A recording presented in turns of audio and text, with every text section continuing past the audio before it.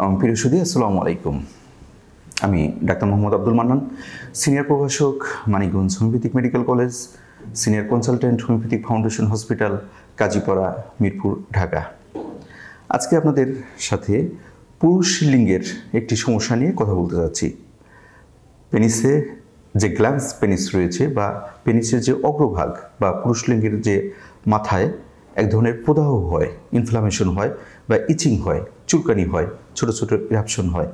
এই যে সমস্যাটা, এটাকে মেডিকেলের ভাষায় বেলানাইটিস বলা হয়, অথবা আমরা যদি খুব স্বাভাবিকভাবে বলি সেটা হচ্ছে পুরুষ লিঙ্গের মাথায় যে প্রদাহ বা চুলকানি হয়, সেটাই আজকে আমার আলোচনার বিষয়।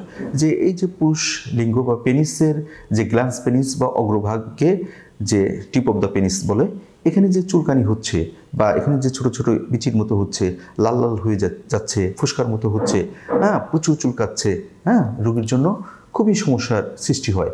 এই যে ব্যাপারটা, এই ব্যাপারটা কেন হয়, কী কারণে হয় বা কী কী লক্ষণ থাকে, এই ব্যাপারটা নিয়ে আমি খুবই সংক্ষিপ্তভাবে কয়েকটি কথা বলতে যাচ্ছি। এই পুরুষ লিঙ্গের অনেক ধরনের সমস্যা হয়।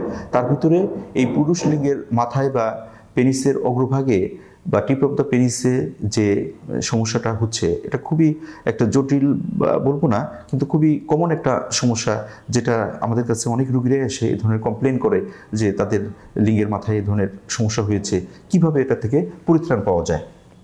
ঠিক আছে, আগে আমি এর কারণগুলো বলি। যে এর মূল কারণ হচ্ছে ফাঙ্গাল বা ব্যাকটেরিয়াল ইনফেকশন।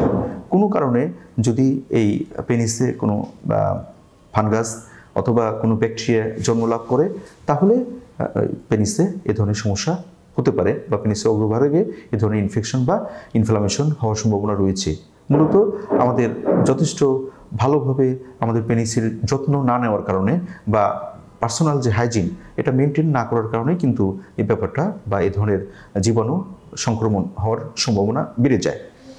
তারপরে যেটা বলতে চাচ্ছি যে ইমপ্রপার হাইজিন, যেটা এই কথাটাই বলতে চাচ্ছিলাম, যে ইমপ্রপার হাইজিন অর্থাৎ আমাদের শরীরের প্রত্যেকটা অর্গানের মতো আমাদের যে পুরুষদের যে পেনিস রয়েছে, তারও কিন্তু যথেষ্ট পরিচর্যা করতে হবে, তাকে ভালোভাবে পরিষ্কার করতে হবে, বা বিশেষ কাজ, বিশেষ করে সেক্সুয়াল ইন্টারকোর্সের পরে এটা কিন্তু ভালোভাবে ধুতে হবে, পরিষ্কার করতে হবে এবং এর যত্ন নিতে হবে।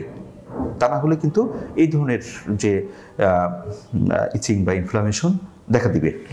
তারপরে সেক্সুয়াল ইন্টারকোর্সের সময় যে কন্ডোম ইউজ করা হয়, তার সেখানে যে লিকুইড ব্যবহার করে, তারও কিন্তু একটা অ্যালার্জি রয়েছে। এই অ্যালার্জির বিশেষ করে কন্ডোমের অ্যালার্জির কারণেও কিন্তু অনেকের এই স্কিনে বা পেনিসের অগ্রভাগে বা টিপ অফ দ্য পেনিসে এ ধরনের ইনফেকশন বা ইনফ্লামেশন বা ইচিং হয়ে থাকে। সেক্সুয়াল ট্রান্সমিটেড ডিজিজ, কেউ যদি এ ধরনের যৌন রোগে আক্রান্ত হয়, তাদের কিন্তু বা স্বাভাবিকভাবে তাদের পেনিসের অগ্রভাগে এ ধরনের স্কিনের সমস্যা হয়ে থাকে। যারা স্ক্যাবিস নামক যে স্কিনের সমস্যায় ভুগছেন, তাদের তো এটা হতেই পারে, যাদের পুরুষ লিঙ্গের অগ্রভাগে এ ধরনের সমস্যা হয়। তারপরে যারা টাইপ 2 ডায়াবেটিসে ভুগছেন, তাদের এ ধরনের সমস্যা বা পুরুষ লিঙ্গের মাথায় এ ধরনের সমস্যা হওয়ার সম্ভাবনা অনেক বেশি বেড়ে যায়। তারপরে কোনো কারণে যদি লিঙ্গের মাথায় কোনো আঘাত লাগে বা ইনজুরি হয়, তার থেকেও কিন্তু এ ধরনের চুলকানি বা ইচিং বা প্রদাহ ইনফ্লামেশন হতে পারে। এইগুলো গেল হচ্ছে যে কী কারণে পুরুষ লিঙ্গের মাথায় চুলকানি বা ইচিং হয়ে থাকে। এখন যদি সিমটমসের কথা বলি, আমরা দেখতে পাবো যে টিপ অফ দ্য পেনিস বা পেনিসের অগ্রভাগে যে ছোট ছোট ছোট ছোট ছোট ছোট বিচি বিচির মতো হয়ে গেছে।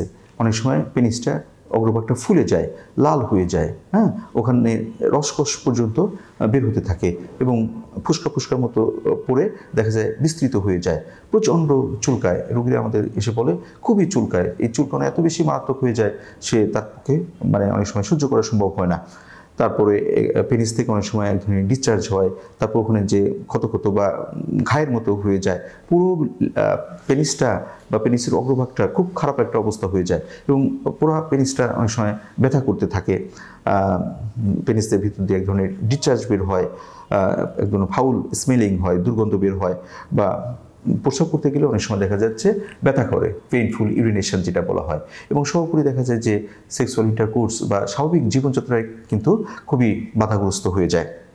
অ্যান্ড কমপ্লিকেশনসের ক্ষেত্রে আমরা দেখেছি যে এই যে ক্ষতগুলো বা এইগুলো অনেক সময় স্কার ফর্ম করে, মানে এগুলো শক্ত হয়ে যায়। এই ইনফেকশনটা ধীরে ধীরে বাড়তে বাড়তে পুরুষ লিঙ্গেও কিন্তু অনেক সময় বা পুরো আরও তার সাইড বা আশেপাশেও এটা ছড়িয়ে পড়ার সম্ভাবনা থাকে।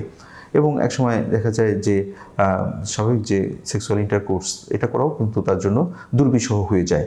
এবং এ ধরনের ক্ষেত্রেও কিন্তু অনেক সময় আমরা দেখেছি যে দীর্ঘমেয়াদী যদি চলতে থাকে তাহলে অনেক সময় ক্যান্সার পর্যন্ত বা যে পেনিসের যে ক্যান্সার এটাও হয়ে যেতে পারে।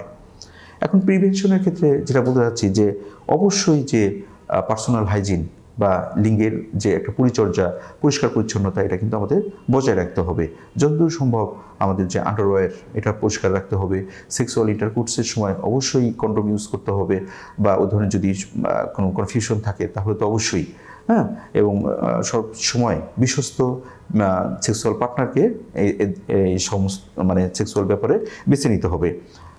এবং সর্বোপরি আমাদের যে পার্সোনাল হাইজিন এটা মেনটেন করতে হবে। আমি পরিশেষে যেটা বলতে চাচ্ছি যে এক্ষেত্রেও কিন্তু আমাদের হোমিওপ্যাথিতে স্কিনের যে কোনো সমস্যা, বিশেষ করে যদি পেনিস বা অন্ডকোষে যদি স্কিনের কোনো সমস্যা হয়, সেক্ষেত্রে আমরা কিন্তু হোমিওপ্যাথিক ওষুধ দিয়ে খুব দ্রুত এই ধরনের সমস্যাগুলো প্রতিরোধ করতে পারি। অনেকে আমাদের কাছে এসে বলে দীর্ঘদিন যাবৎ চিকিৎসা করছে, বিভিন্ন ধরনের অয়েন্টমেন্ট ইউজ করছে, বারবার লাগাচ্ছে, হয়তো কিছুদিন ভালো থাকে আবার হয়, কিছুদিন ভালো থাকে আবার হয়। কিন্তু এটা কিন্তু বুঝতে হবে যে মূলত সমস্যাটা কী কারণে হচ্ছে। সমস্যাটার কারণ উদ্ঘাটন করে যদি প্রপার হোমিওপ্যাথিক ট্রিটমেন্ট করা হয় তাহলে এ ধরনের সমস্যা কিন্তু খুব দ্রুত ভালো করা সম্ভব, এবং আমাদের হোমিওপ্যাথিক চিকিৎসায় সেটা আমরা করে থাকি। তাহলে বন্ধুরা আজকে এই পর্যন্তই।